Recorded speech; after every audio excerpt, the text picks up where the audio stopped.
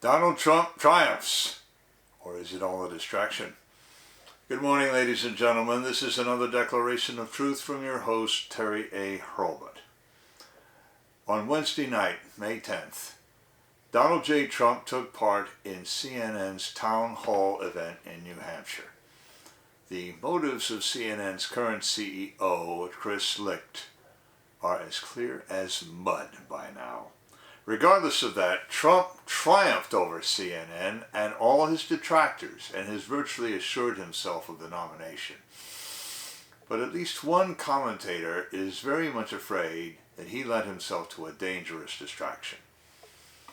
Before I describe what happened at that town hall and why at least one person thinks it is a distraction in which Trump might have done better not to take part, I do want to shout out to the prime sponsor of this channel, which is Conservative News and Views. Link in the description. And be sure to check out the awesome CNAV Store. Scroll down near the bottom for that link.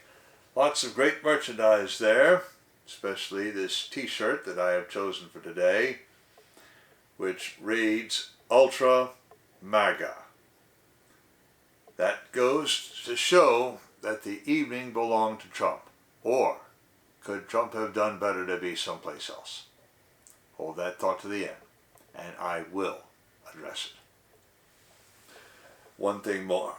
If you like what you're about to hear, you can like this video. You can also click the bell icon to get a notice every time I come out with a new one.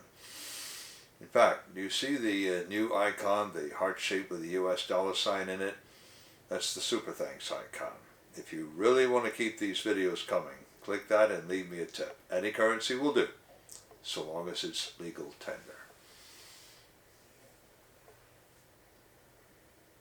And now, first, an interesting question. Did CNN's Chris Licht expect to use the Trump town hall to recast his network as a neutral, thoughtful observer? Some observers suspect so, but he ruined any chance of that by assigning Caitlin Collins to moderate. This morning show hostess is the very definition of Dr. Steve Turley's favorite term, left-wing activist disguised as a journalist. She so angered then-President Trump in 2018 that the White House press office banned her from a subsequent press conference. Outgoing White House press secretary Kayleigh McEnany had her number during the transition and said so. One assigns such a person as moderator only if one wants sparks to fly, and sparks flew, setting such a fire that the CNN wound up cutting their broadcast 5 minutes short. I'll have more to say about that later. On the night in question, she wore a white pantsuit, a sartorial stunt that every Democratic woman in Congress routinely pulled during Trump's State of the Union address. She might have gone into the event with an overconfidence born of Mr. Licht's expressed plans for her. He had planned to offer her a 9 p.m. slot no matter what happened at Town Hall, according to the New York Post and to Mediaite. She also came prepared to assert several narratives that grew in the aftermath of the January 6th event. But she was not prepared to have people correct her, both during and after the town hall event. Collins concentrated on 6 topics she thought would embarrass Trump. 1. Why did Trump take documents from the White House and repeatedly ignore subpoenas to return them? 2. What has he to say for himself now that a New York jury has held him liable for sexual battery, which just means an unwanted touch, and defamation of one E. Jean Carroll? 3. How will he ensure victory for Ukraine in their war with Russia, or does he plan to hand Ukraine over to Russia? 4. Why did he build not more than 55 miles of wall during the along the U.S.-Mexican border? 5. Would he or would he not accept the outcome of another election no matter how it ran or how it was run? Now obviously this question concerned the election of 2020, which Trump has never truly brought himself to concede. And 6. Why did he take 3 hours to tell the January 6 rioters to go home? Now, I'm just expressing it the way she did. And every one of these questions, you notice, is loaded. And worse, the premises for most of the questions are false. First, about those classified documents, Trump pointed out that neither Joe Biden nor Barack Obama have suffered raids on their homes. They, too, stand accused of taking documents home, and Biden's case goes back to his Senate days. Collins retorted that the former president had taken documents he had no right to take. He asked politely for permission to speak. She gave it, but couldn't resist taking snide digs at him while giving it. Now that provoked perhaps his one show of any kind of weakness. He called her a nasty person. Well, fine, Trump grew up in New York. That's the way they talk. He went on to contest her claim that he had no right to the documents, saying that the Presidential Records Act gives him that right. Furthermore, he says, criminal penalties do not apply to their retention, even if they remain classified, which he insisted he could declassify them at a word. Now, I've been over this before, but of course I cannot expect a leftist outlet ever to concede these points. Concerning the case of Carol v. Trump, that is now on appeal in the Court of Appeals for the Second Federal Judicial Circuit. No one has stated the specific grounds for the appeal, but in answer to Collins, Trump pointed out many embarrassing things about Carol that the judge wouldn't admit into evidence. Among them, that she called her black husband an ape and keeps a cat named after a woman's private part. But mainly, he disavows any prior knowledge of her, much less that he actually accosted her in a fitting room of a top-tier New York department store. Concerning Ukraine, he refused to set military victory for Ukraine as a victory condition. He said he would strive to stop the killing in that part of the world. To that end, he suggested that he could end the conflict in 24 hours by negotiating with Putin and Zelensky. Apparently, he did not see fit to mention anything that might have given Vladimir Putin a legitimate military reason to lay on his special military operation in the first place. But for her part, Collins never mentioned the Nord Stream pipeline sabotage. Concerning the border wall, I have a link in the description to a tweet from the American Tribune that makes unclear whether Collins got her 50-mile figure. Where she got her figure. Perhaps she means primary wall in places where no barriers previously existed. Anyway, that tweet shows that Trump in fact completed 458 miles of primary and secondary wall. Of course, that was before Joe Biden took office and ordered all wall contractors to down tools and go home. Concerning the election and whether any officers of election might have done some irregular things that night, and whether they were coincidental or a concerted effort. Well, that exchange turned into he said, she said, so that particular discussion solved nothing. But Trump did mention 51 intelligence agents signing off on a letter saying that the Hunter Biden laptop was Russian disinformation.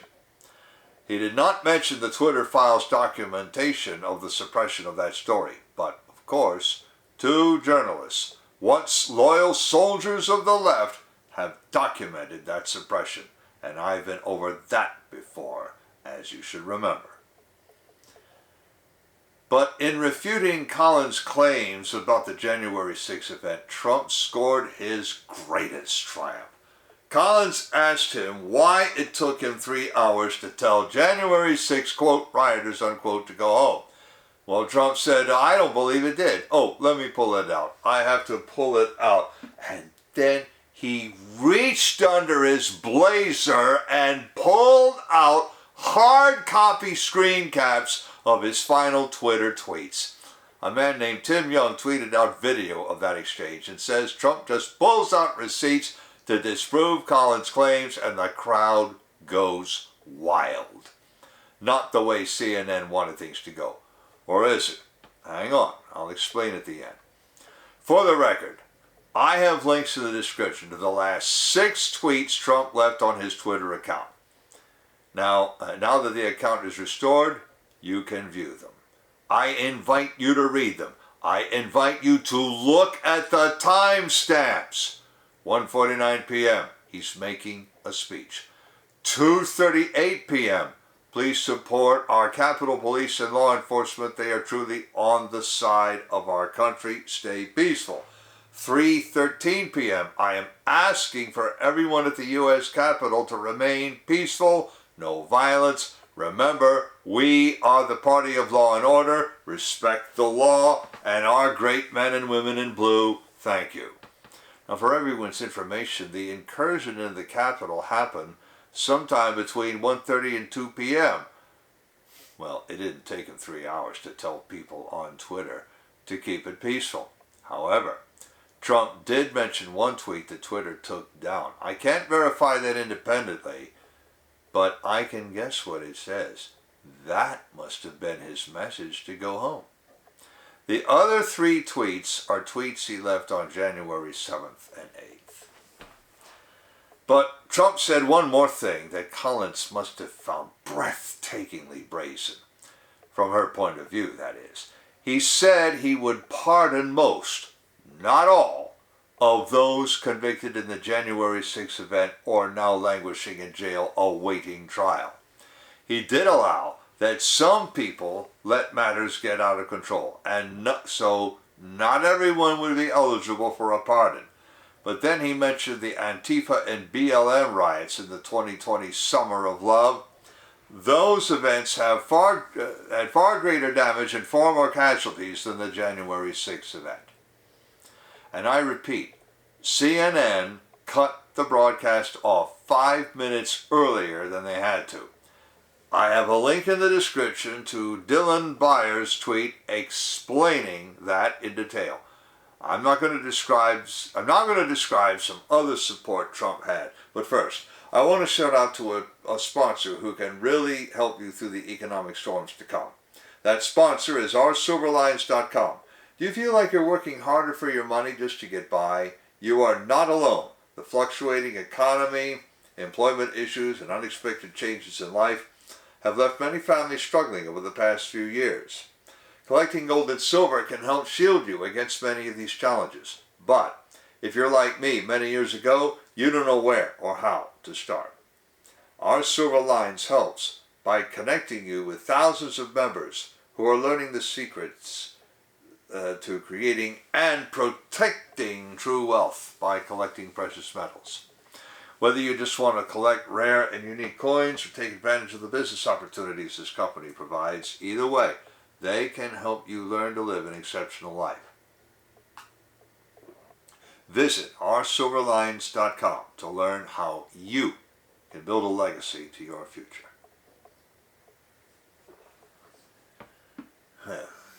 Now then, about those other reactions. Well, CNN convened a 7-member after-action panel, including Representative Byron Donalds of Florida. Daniels stood alone against the other 6, and he refuted their statements, point by point. Starting with Collins saying Trump refused National Guard authorization, false.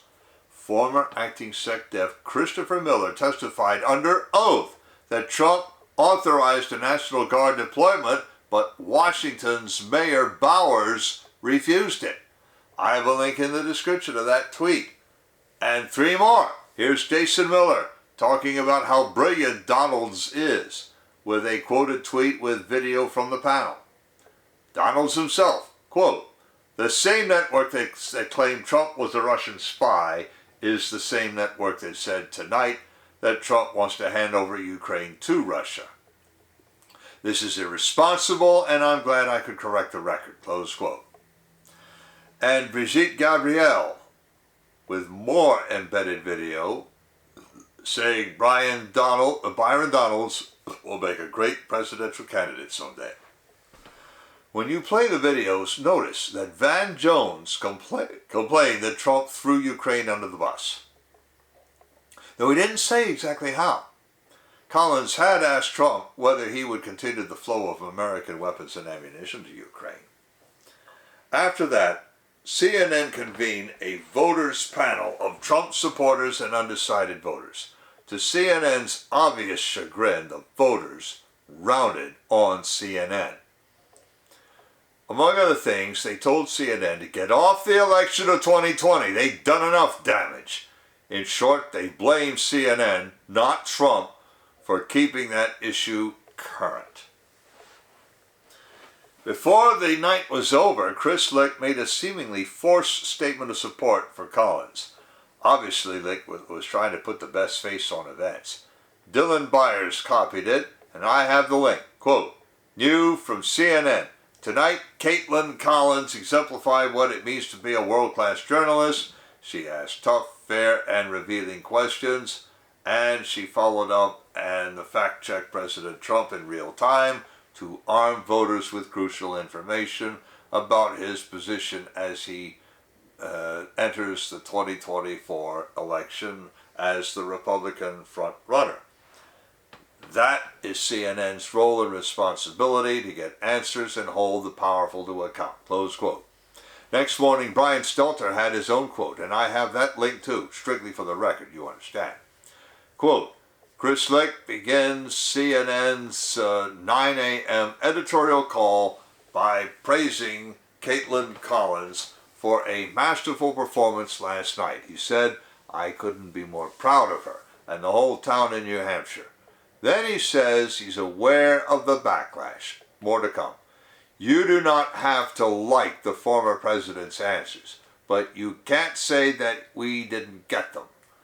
Licht tells staffers, many of whom are angry about the town hall, Caitlin presented him again and again and made news. Pressed him again and again and made news. Made a lot of news, and that is our job, unquote Brian Stelter, at times quoting Chris Licht.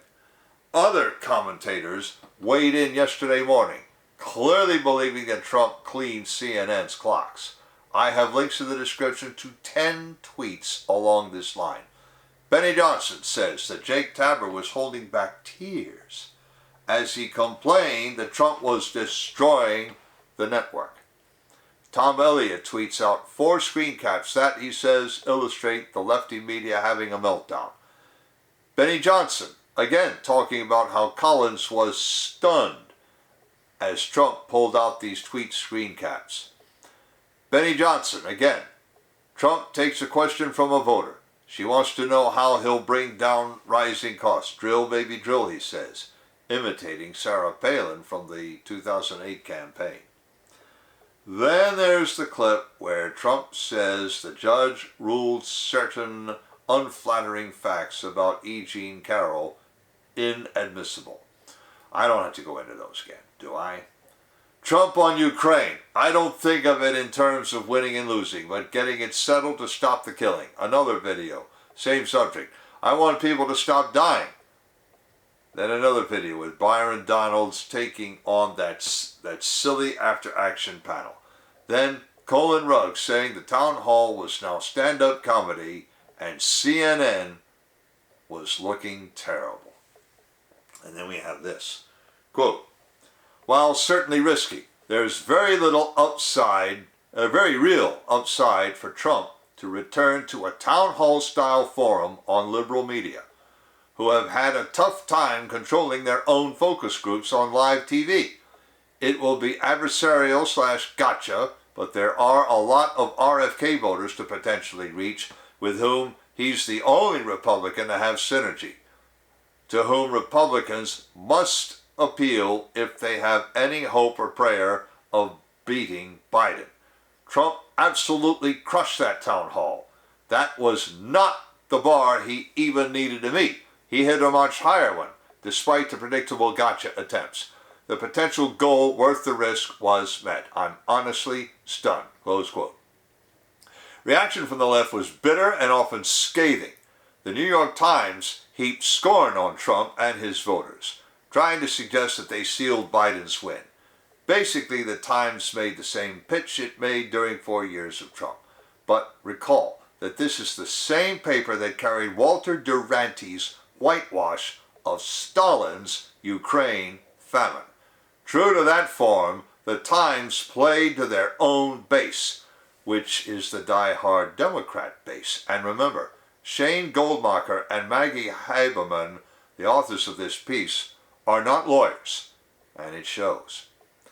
Representative Alexandria Ocasio-Cortez of New York reacted in anger at CNN for letting the event get out of control from her point of view.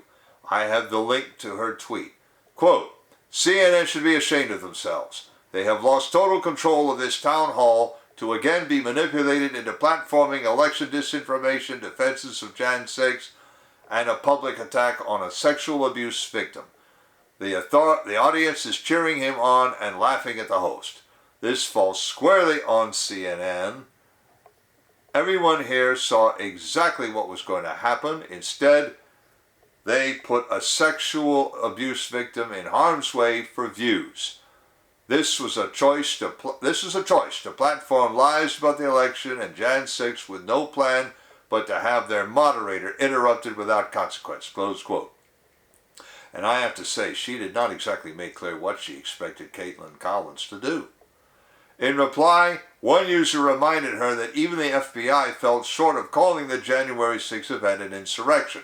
He also said that the highly partisan New York jury in Carroll versus Trump might have found him liable for sexual battery, which under the law just means an unwanted touch, but they could not find him liable for the Big Four kind of violation.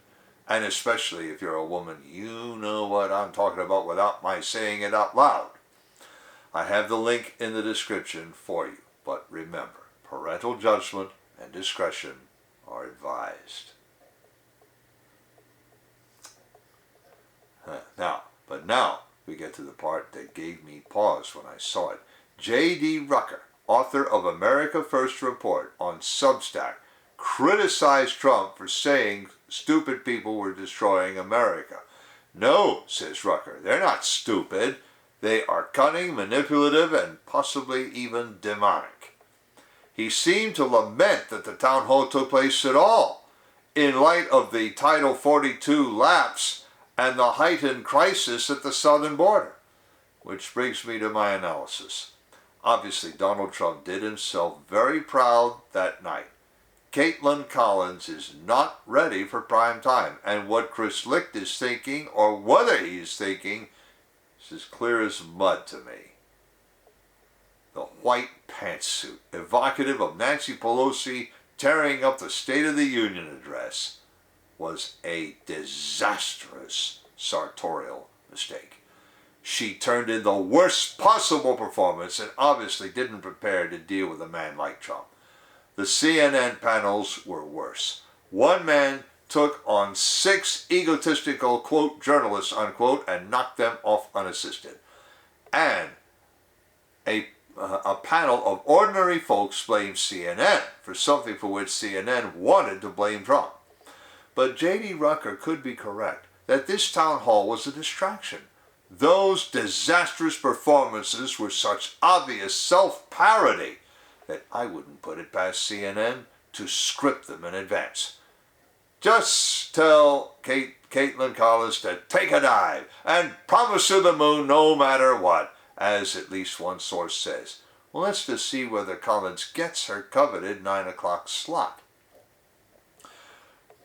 Rucker didn't say what Trump should have done instead, but after reading him, I get to wondering, might Trump have done better to visit the Texas-Mexican border with those Texas National Guardsmen deploying as if to repel an invasion? I'd really like to be able to satisfy myself about what Governor Greg Abbott of Texas really intends, and whether he's serious. The former president could also have made considerable hay of piles of wall material discarded on the ground by those contractors who got orders to down tools and go home. So far, Trump comes out of this event a virtual shoo-in for the nomination. His re-election will be another matter. The shameless manipulation of the news that we see in the Twitter files cannot happen this time, or at least it's very difficult. There might be another question. I've seen some very disturbing footage of activities of officers of election that do not come up to the standards I set as an officer of election. Things I would simply not allow to happen on my watch. I appeal to anyone out there who takes the oath of office as an officer of election. Remember, you did take an oath. Act accordingly. But even more than that, could Trump have highlighted the mess at the border in a way Biden himself could not ignore and rally some serious Article 1, Section 10, Clause 3 opposition to that swarm now pouring across? Oh yes, I had to explain that, don't I? No state shall engage in war unless actually invaded or in such imminent danger as will not admit of delay. Links to the description of the article, to the American Tribune tweet showing the receipt for how much wall Trump built, to the tweet showing Trump pulling out the receipts from his blazer, to the last 6 tweets on Trump's account, to the tweet about cutting the broadcast short, to 4 tweets either from or about Byron Donalds, to 2 tweets copying different parts of Chris Licht's statement about Caitlin Collins' performance, to 10 tweets in political reaction, to AOC's tweet and 1 other tweet in reply to her, to my Declarations of Truth Twitter account, and to Conservative News and Views. I've also left links to the awesome CNAV Store and to oursilverlines.com, as I also mentioned. You know already about how to like a video, turn on notifications, and leave a tip.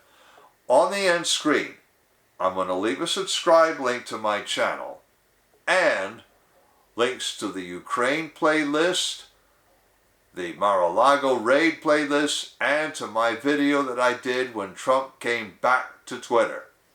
This is Terry A. Hurlbut delivering another declaration of truth and reminding you to let the truth set you free.